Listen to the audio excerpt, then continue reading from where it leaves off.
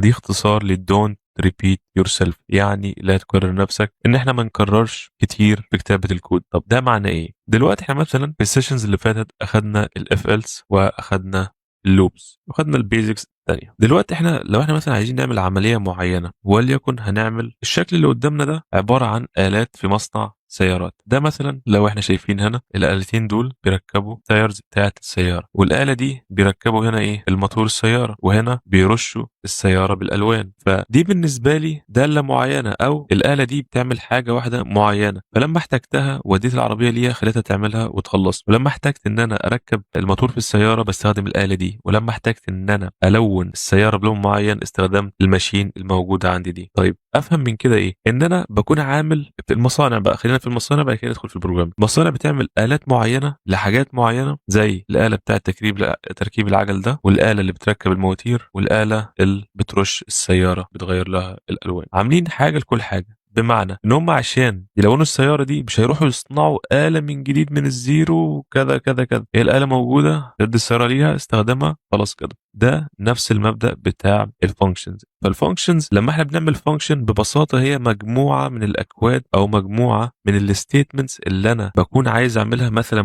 معادله رياضيه معينه، ترتيبه معينه، حاجه معينه انا عايز استخدمها اكتر من مره. فانا بدل ما اكتبها مره واثنين والثلاثه وعشرة، بكتبها مره واحده، ولما استخدمها فقط بنادي عليها.